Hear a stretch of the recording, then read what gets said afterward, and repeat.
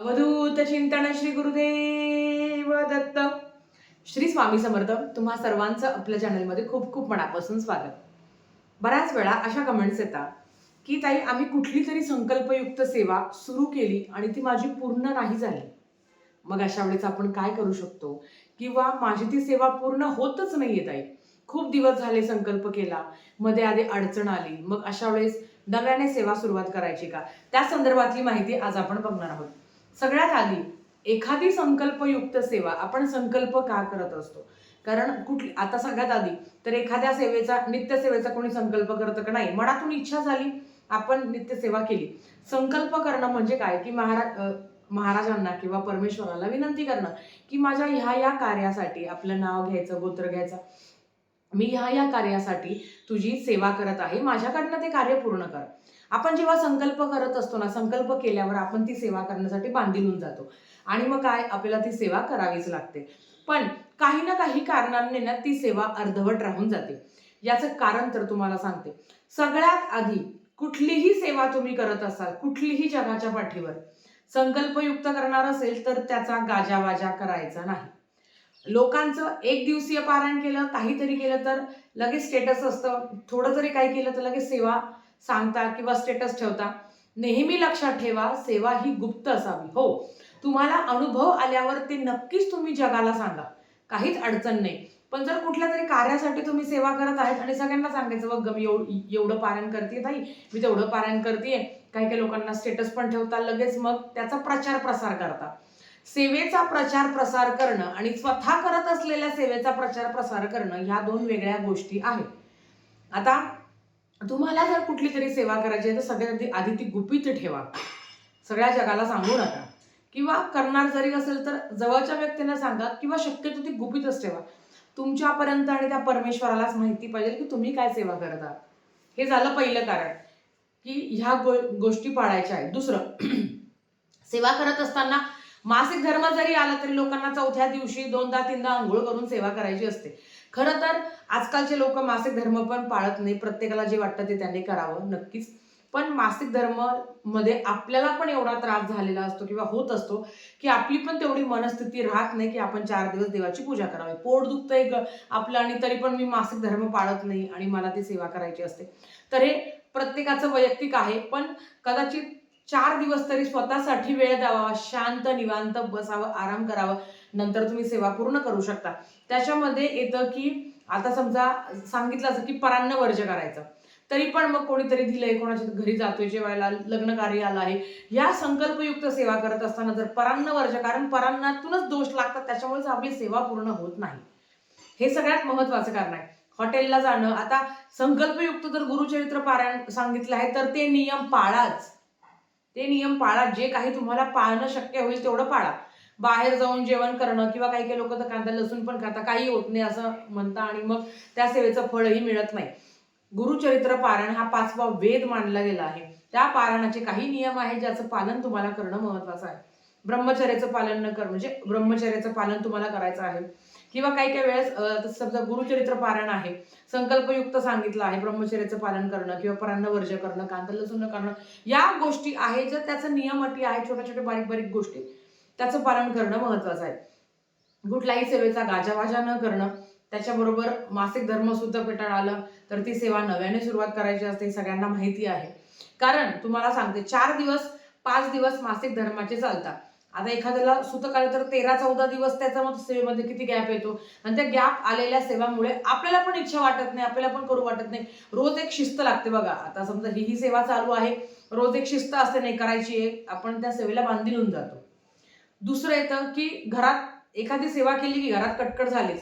कारण आपले जे काही पूर्वसंचित कर्म आहे, आपल्या घरातली जी काही निगेटिव्हिटी आहे, ती आपल्याला ती पूर्ण सेवा करू देत नाही. बघा तुम्ही, ताई अगं गुरुवारच धरले आणि गुरुवारीच आमच्या घरात भांडणं झाले, गुरुवारीच नवऱ्याचं आणि माझं खूप वादविवाद झाला, किंवा गुरुवारीच एखादी वाईट घटना घडली. का घडते? ते काही देव घडून आणतं का? सांगा बरं. नाही. आपले जे काही अवगुण आहे किंवा आपले जे काही दोष आहे, भयंकर असे दोष, किंवा जे काही आपलं पूर्वसंचित प्रारब्ध आहे, तो आपल्याला कुठलीही चांगली गोष्ट करू देत नाही. आज मी ठरवलंय की आज मला स्वामीचरित्र सारामृताचं पारायणच करायचंय. ज्या दिवशी ठरवते त्या दिवशी ते पारायण पूर्ण होत नाही. तुमच्या बाबतीत पण असं घडत असेल. आता असं का घडतं तुम्हाला सांगते. तेच की सगळे ह्या जगात कोणी सर्वगुण संपन्न नाही आहे. तुमच्यापासून माझ्यापर्यंत एखादी गोष्ट ठरवली की आज काहीतरी करायचं आहे, मला काहीतरी सेवा करायची आहे, तेव्हा काही ना काही अडचणी येतात. कारण पूर्वसंचित आहे, ज्या काही दोष आहे ती सेवा पूर्ण करू देत नाही. कारण त्यांना माहिती आहे की हिने जर ती सेवा केली तर मग आपल्या आयुष्यातील जो काही दोष आहे, प्रारब्ध आहे, तो कमी होतो. हळूहळू तो कमी होत जातो आणि जोपर्यंत तो कमी होत नाही ना, तोपर्यंत आपल्याला अध्यात्माची पण गोडी लागत नाही किंवा आपले कुठलेही कामही होत नाही. तर तो जो काही साठा घेऊन आलेलो आहे आपण जन्माला, ते पूर्ण करण्यासाठी आपल्याला सेवेत सातत्य असणं महत्वाचं आहे. गॅप गेला, ताई गावाला गेलो, 4-8 दिवस गॅप गेला, तरी पण संकल्पयुक्त सेवा पूर्ण करायची. अगदी महिनाभराचा जरी गॅप गेला, आता मासिक धर्म जो काही सुतक विटाळचा गॅप असतो त्याने नवीनच सेवा करायची असते आपल्याला, पण काहीच कारण नाही असाच गॅप पडलाय माझा, पण ती सेवा मात्र मला पूर्ण करायचीच आहे.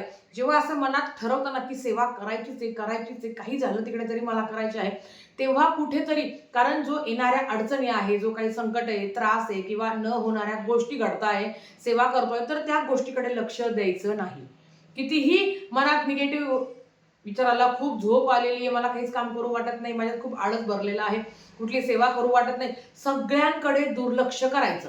त्या सेवेशी म्हणजे त्या येणाऱ्या अडचणींशी गप्पा मारायच्या नाही. मला सेवा करायची आहे, मला आता सेवा करायची आहे, मग त्या विचारांशी गप्पा मारा ना की चल आता मी पटकन स्वयंपाक करून घेते, घरातलं आवरून घेते, पटकन मला सेवा करायची आहे, मग मी आता इतका वेळ एवढी सेवा करेल, बाकीची सेवा मी नंतर करेल. असं चांगल्या विचारांशी गप्पा मारा ना. जो विचार, वाईट विचार येतो की नाही आज लई कंटाळा आलाय, आज काही करत नाही, त्या विचारांशी गप्पाच मारायचं नाही. जो चांगलं येणार आहे, आता हे सांगणं जेवढं सोपं आहे तेवढं करणं खूप अवघड आहे, मला माहिती आहे.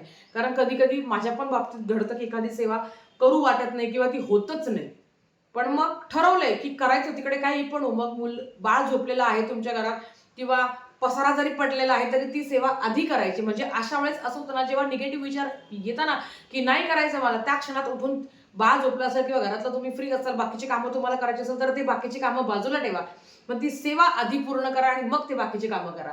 कारण बाकीची कामं चालता बोलता गाणी ऐकता फरता होतं, पण जो अध्यात्म आहे, जी सेवा आहे ना, ती स्वतःला शिस्त लावा आधी. तर स्वतःमध्ये बदलायची गरज आहे. होतच नाही ताई मी खूपच करते, नाही, स्वतःला एक शिस्त लावा. रोज उठल्यावर, रोज दिवसभरात जेवण, अन्न, पाणी आपण घेतो की नाही, श्वास घेतो की नाही, त्याच पद्धतीने तू संकल्प केलेला आहे, तू या संकल्पाला बांधील आहे. तो अनुभव काय येईल, कसं होईल, तो नंतरचा भाग, पण आधी तू संकल्प केला आहे, तुला हे करायला तू बांधील आहे.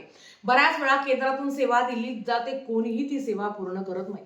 तुम्ही जेव्हा एखाद्या मार्गदर्शनासाठी तुम्ही केंद्रात जाता, प्रश्नोत्तर घेता, एक चिठ्ठी दिलेली असते. ती चिठ्ठी ना घरात आणून ठेवायची नाहीये. त्या चिठ्ठीचं हळूहळू सगळ्या सेवा करा, नंतर ती चिठ्ठी तुम्ही वाहत्या पाण्यात तुम्ही टाकून देऊ शकता, असं असतं ते खरं. वाहत्या पाण्यात किंवा तुमच्या जवळपास कुठं असेल किंवा तुम्ही अगदी एका म्हणजे झाडाच्या खाली किंवा कुठंतरी एखादं झाड असेल त्या झाडाच्या खाली किंवा त्या कुंडीच्या खाली तुम्ही त्या मातीमध्ये तो कागद तुम्ही टाकून देऊ शकता. पण ती सेवा पूर्ण झाल्याशिवाय ते टाकायची नाही. जातो फुल फॉर्म मध्ये जातो, सेवा घेऊन येतो, पण ती सेवा पूर्ण होते का?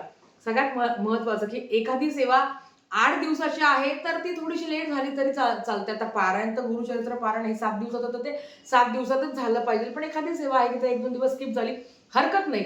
म्हणून संकल्प करत असताना यथाकालीन हा शब्द वापरायचा असतो.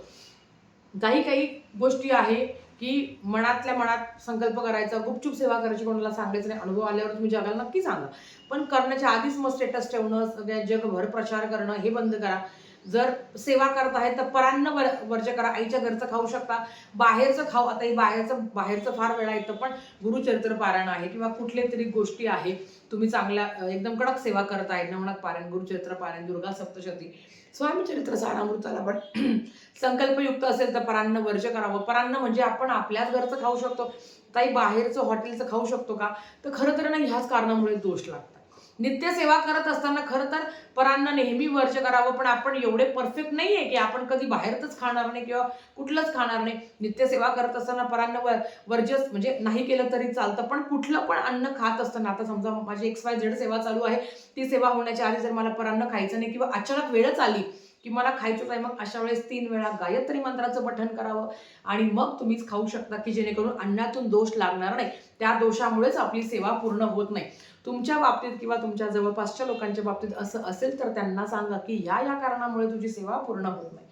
तर म्हणून सेवा करत असताना ती गुपित ठेवावी आणि नक्कीच अनुभव आल्यावर सगळ्या जगाला सांगा. पण काहीच नाही, सुरुवातच केली, बापरे बापरे मी एवढं एवढं केलं, तेवढं तेवढं केलं, नका सांगू. कारण सगळेच तुमचे वेल विषय आहे असं नाही. मग बापरे तू एवढी सेवा केली, बापरे. तुम्ही म्हणता ना, सेवेला पण नजर लागते. तुम्ही आता मान्य करा नका करू. कोणीतरी म्हणतं बापरे तू बघ ना तिने किती सेवा केली, बघ ना तिने, कशाला सांगायचं कोणाला. काही सांगायचं नाही, सेवा गुपित ठेवायची, बाकी तुमची इच्छा. तर आजच्यासाठी फक्त इतकं झालेली सेवा स्वामींच्या चरणी मी रुजू करते आणि आजचा व्हिडिओ इथेच थांबवते. आवडला असेल तर लाईक शेअर सबस्क्राईब करा. भेटूया परत अशाच एका नवीन व्हिडिओ सोबत. तोपर्यंत श्री स्वामी समर्थ.